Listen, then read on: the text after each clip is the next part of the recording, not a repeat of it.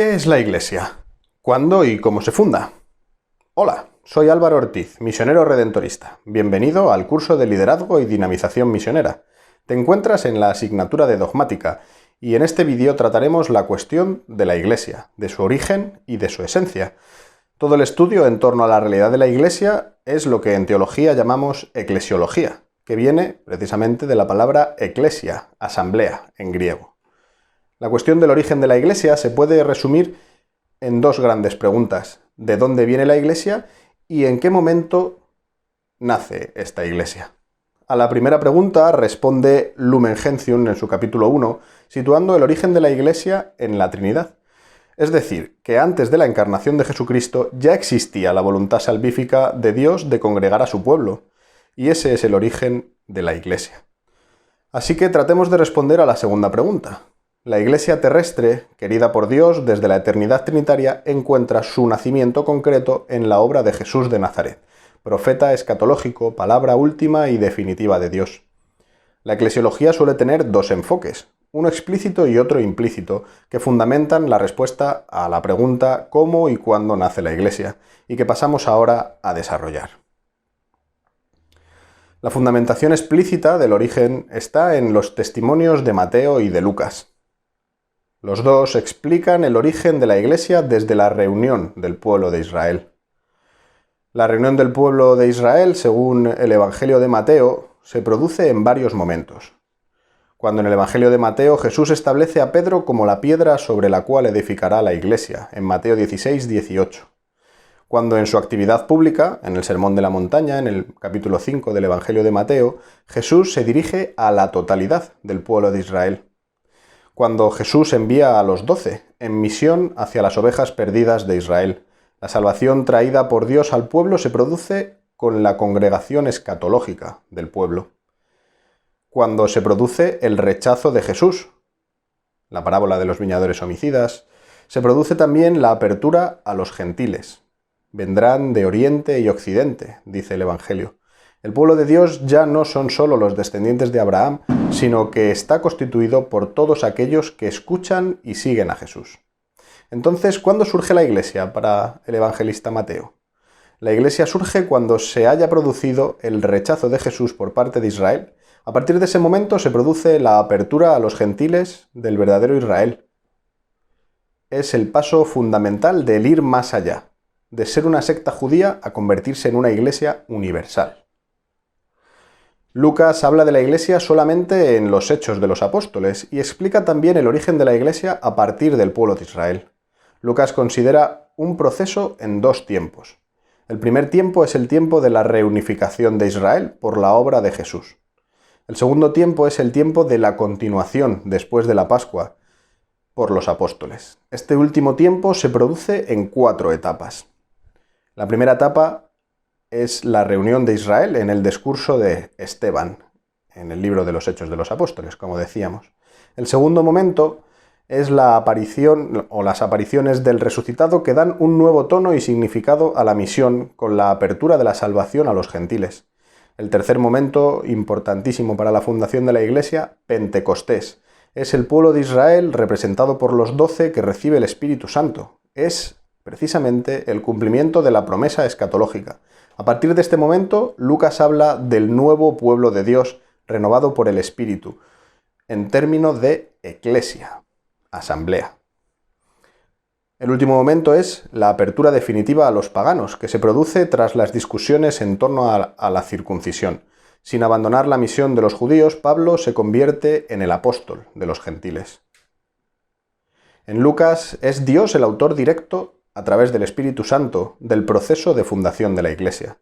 La Iglesia es la obra escatológica de Dios en un proceso histórico-teológico que ya comenzó en el Antiguo Testamento.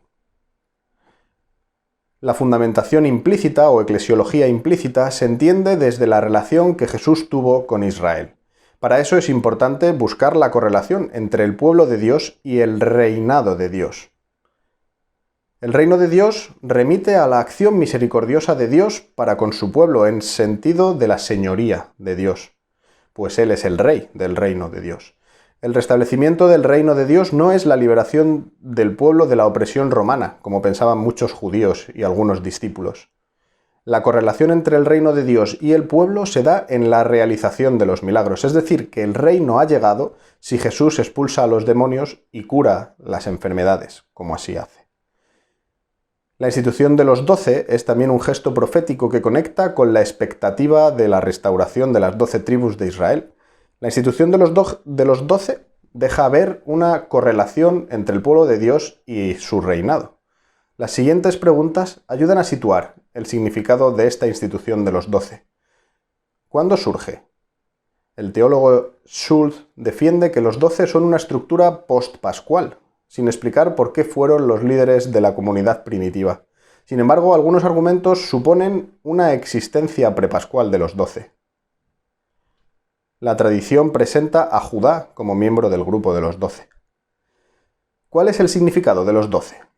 Con la elección de los 12, Jesús afirmó su intención mesiánica en relación con todo el pueblo, y no un grupo reducido de personas. Entonces, esta elección de los 12 representa la inclusión de todos en la historia de la salvación. ¿A qué remite la congregación de los discípulos en torno a Jesús? El grupo de los 12 será precisamente el germen de esa iglesia cristiana. ¿Y cómo pudo ser el grupo de Jesús? Pues en torno a Jesús había 3 círculos. Primero estaban los simpatizantes, que no acompañaban a Jesús, como pueden ser Marta, María y Lázaro. Después estaban los seguidores esporádicos, que acompañaban a Jesús en algunas visitas hacia algunas de las ciudades o de los pueblos que visitaba. Y después estaban los seguidores estrictos, que son los que escucharon la llamada y adoptaron un nuevo estilo de vida. Se trata de un grupo numeroso de hombres y mujeres, que no hay que reducir solo a los 12. Pero ¿cómo era este discipulado? Pues el grupo de los discípulos era un grupo que se sentía convocado, especialmente para anunciar y ir presentando el reino de Dios a sus congéneres. Con la institución y la misión de los 12 no se puede hablar todavía de la Iglesia de Jesús, sino más bien de un movimiento. La función y el puesto de Pedro en este grupo son importantes porque nos dicen algo de la relación de Jesús con Israel, algo sobre la intención de Jesús. De hecho, Jesús distinguió a Pedro de modo especial en varios momentos. El primero es en el llamamiento y la preeminencia de Pedro. En los evangelios se narra la llamada de Pedro y siempre está el primero en la lista. Fue testigo de la resurrección y portavoz de la comunidad. El nombre de Pedro, Jesús impone un nuevo nombre que significa piedra, roca. Es un nombre que no se le impone por su carácter, sino por la misión que trae. Es la roca sobre la cual se construye la iglesia. La posición y el cometido de Pedro también nos indican la importancia. Pedro tiene la primacía en la diaconía como servidor de la iglesia, una función permanente, y Jesús reza para que su fe esté siempre firme. Tiene que ser firme para sostener y fortalecer a sus hermanos, a toda la comunidad, a toda la iglesia.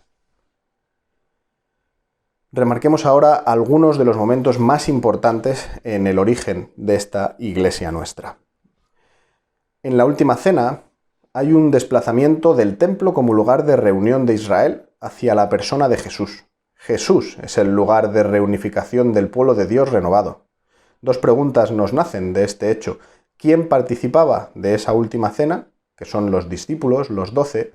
Hay que situar la cena en el marco de los banquetes de Jesús, que eran el signo anticipador del reino. Las comidas con los pecadores, las comidas múltiples que aparecen en el Evangelio. Y otra pregunta importantísima y que los biblistas se hacen continuamente. ¿Fue una cena pascual? Los sinópticos dicen que fue una cena pascual, pero sin embargo Juan la sitúa en un contexto inmediato a la Pascua, con un carácter pascual, pero no siendo una cena pascual. Fue una cena especial porque los gestos y las palabras de Jesús fueron interpretativos. Hay una reinterpretación del pan y del vino, en los cuales se les da la entrega de la vida de Jesús. De este modo, la última cena es una reactualización de la alianza. La experiencia pascual trae consigo una continuidad y una discontinuidad. Se puede hablar de continuidad estructural entre la reunión de Israel pretendida por el Jesús histórico y la iglesia que nace de la Pascua, de esa cena, de la Eucaristía, de los 12, que serán los los primeros obispos, o de los que vendrá luego el ministerio episcopal. Pero las huellas prepascuales también suponen una discontinuidad que se expresa de la siguiente manera. Los seguidores de Jesús van a dejar de hablar del reino y comienzan a predicar sobre el mismo Jesús. La significación de los 12 muy pronto desaparece y se disuelve como miembros misioneros de las primeras comunidades. La relevancia pospascual de Pedro supone una evolución y un cambio en la comunidad, pues sigue siendo cabeza de la Iglesia, pero pierde esa primacía o esa importancia en medio de los 12. Pentecostés es algo cualitativamente nuevo y a partir de ese momento se hablará de la Iglesia del Resucitado. En Jerusalén se da la constitución de los 12 como símbolo del pueblo de Dios. El Espíritu Santo confirma precisamente en Pentecostés el testimonio sobre Jesús y sustituye la presencia del Jesús corporal. La comunidad aumenta en número y se produce un aislamiento dentro del grupo judío. A pesar de todo, hay una conciencia de ser diferentes. La comunidad es vinculada con el judaísmo en el templo, pero con elementos distintos. El culto en las casas, la fracción del pan. En la crisis helenista, con las tensiones entre los hebreos y los helenistas en la comunidad, los 12 optan por conceder una autonomía a los judeocristianos helenistas.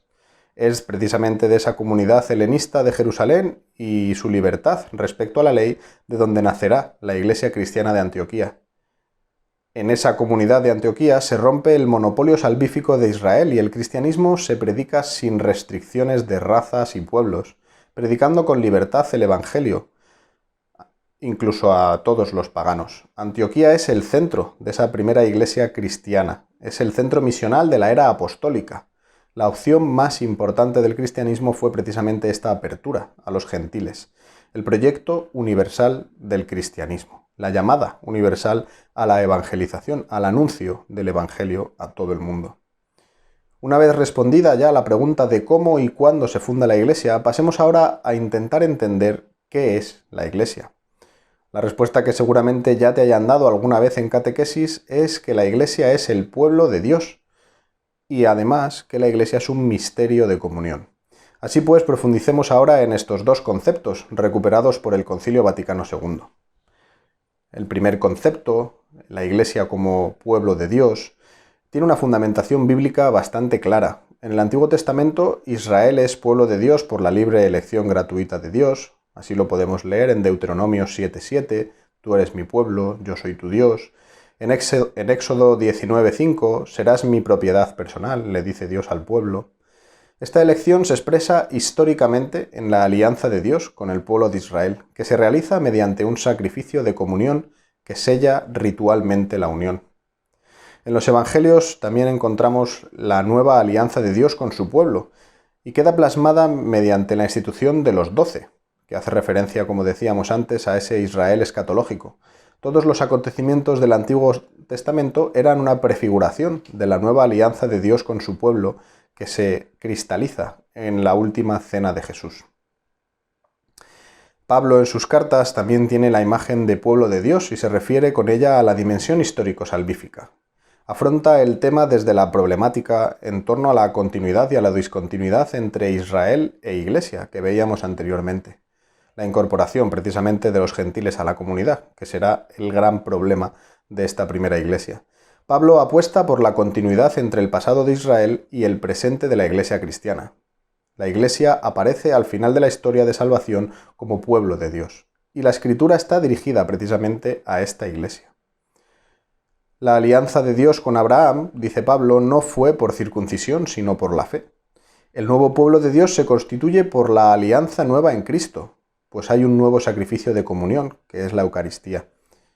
Dios no ha rechazado a Israel, siempre ha quedado un resto, y el nuevo pueblo de Dios provocará los celos de Sión, que finalmente aceptará a Cristo como Mesías. Veamos ahora este término de pueblo de Dios en la eclesiología del Concilio Vaticano II. El concepto funciona como marco de referencia para los distintos rasgos definitorios de la identidad de la Iglesia. No es solo un modo más. Lumen Gentium presenta a la Iglesia como misterio en su primer capítulo y como pueblo de Dios en el segundo, antes incluso de tratar el tema de la jerarquía. invirtiendo así el orden tradicional en los escritos magisteriales. Por designio libre del Padre, los hombres están destinados en Cristo a participar de la vida divina, nos dirá Lumen Gentium 2. En Cristo son hechos hijos adoptivos y participan todos de su oficio profético real y sacerdotal, nos dirá Lumen Gentium número 10. Esta obra histórica del Hijo es llevada a término por el Espíritu, no por la carne, desde su envío el día de Pentecostés. Por él, los fieles tienen acceso al Padre por medio de Cristo en un mismo espíritu, de tal forma que toda la Iglesia aparece como un pueblo reunido en virtud de la unidad de la Trinidad. El pueblo constituye como tal en la comunión sacrificial y eucarística.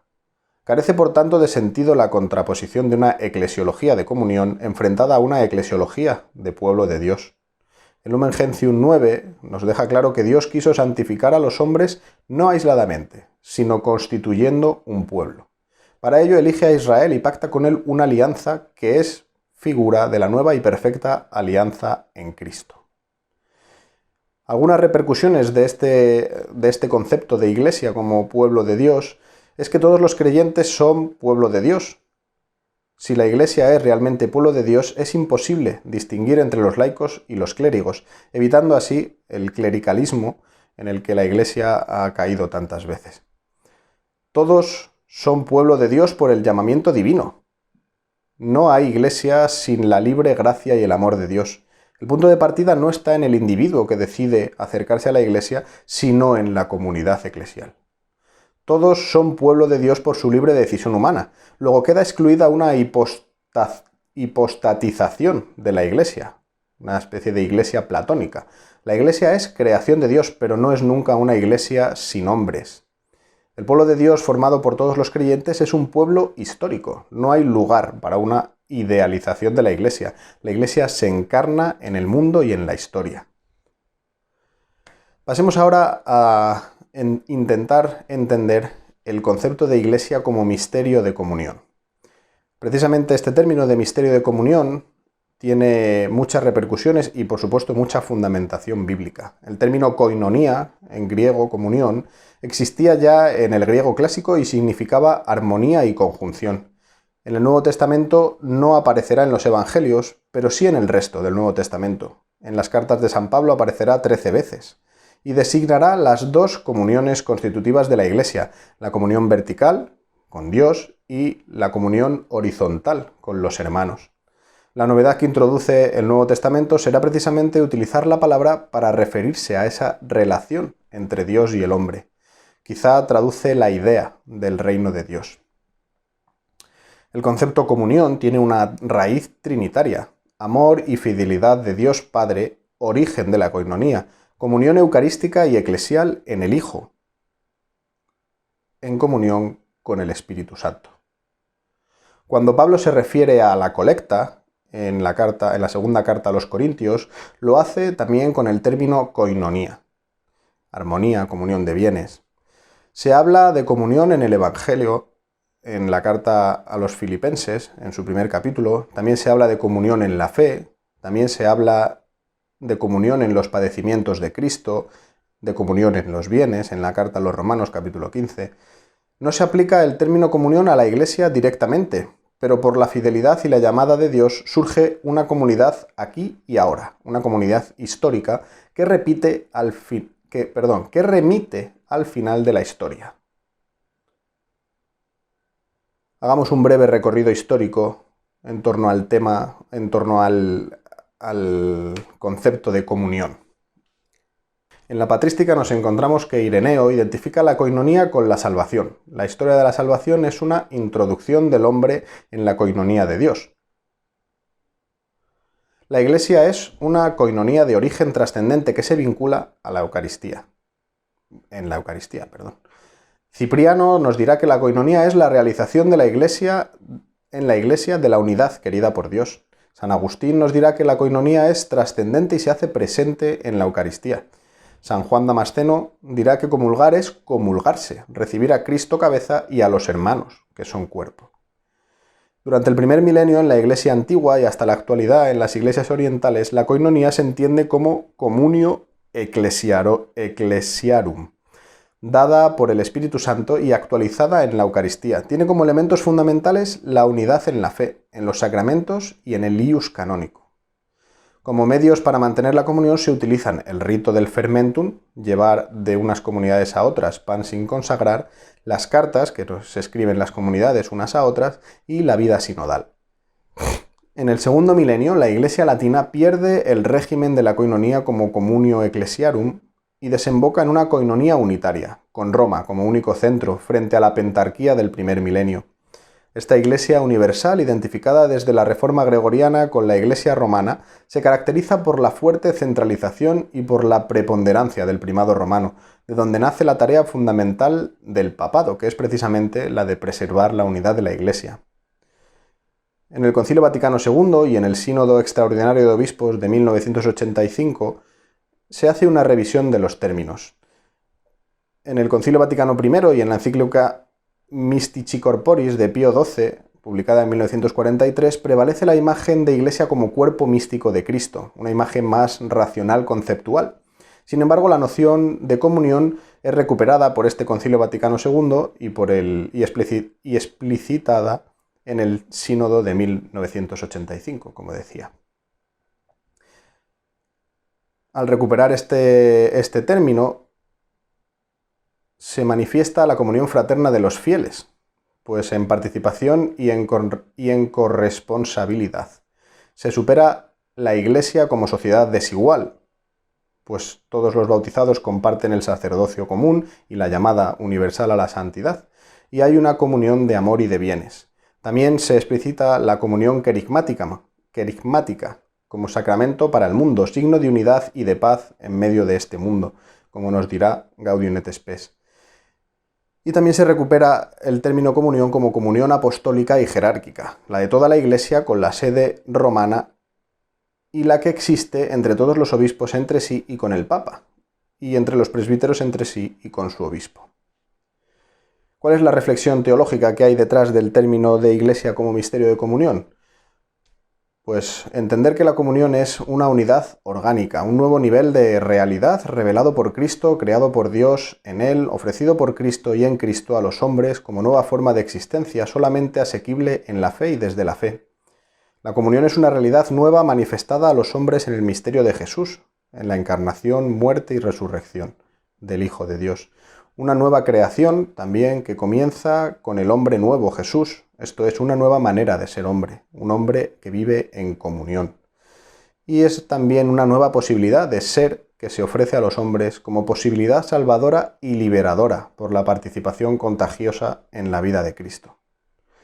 Principios fundamentales que derivarán de la concepción de Iglesia como comunión.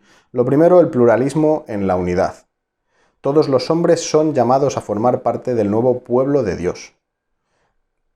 La atención al Espíritu y sus impulsos llena a la Iglesia de dones diversos y de creatividad. Por eso, el don de la comunión también nos traerá diversidad de carismas en la Iglesia. También nos traerá diversidad de ministerios. Por el bautismo y la confirmación, todos los miembros del pueblo de Dios participan, cada uno a su modo, en la triple función de Cristo, sacerdote, profeta y rey, en una diversidad de ministerios.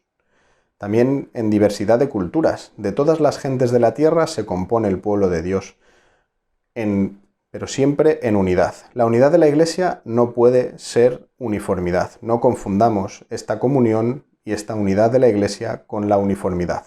La unidad debe realizarse contando con las diferencias.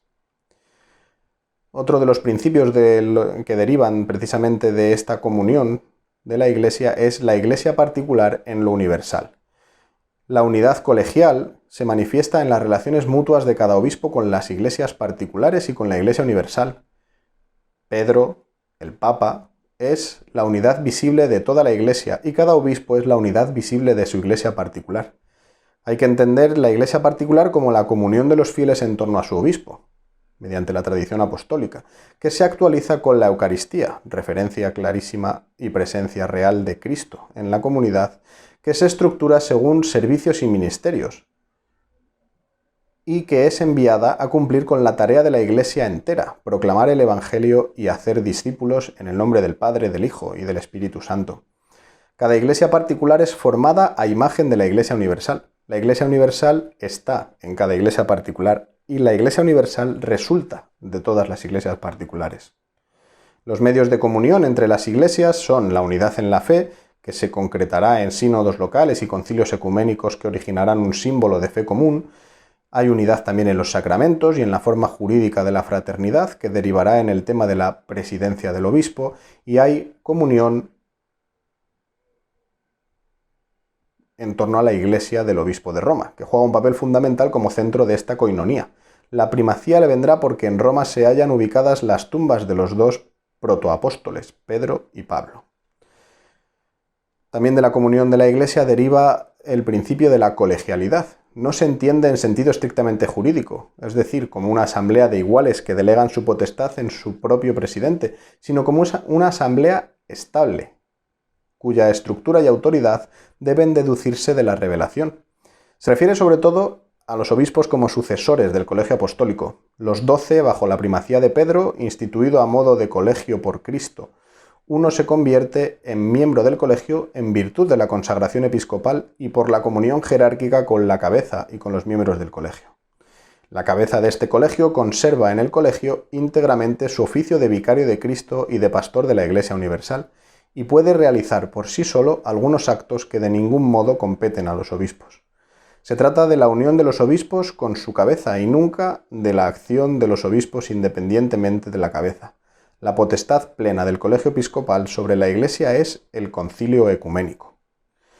Y hasta aquí esta clase sobre la Iglesia. Espero que te ayude a entender un poco mejor el misterio de esta institución. Muchas gracias por tu atención.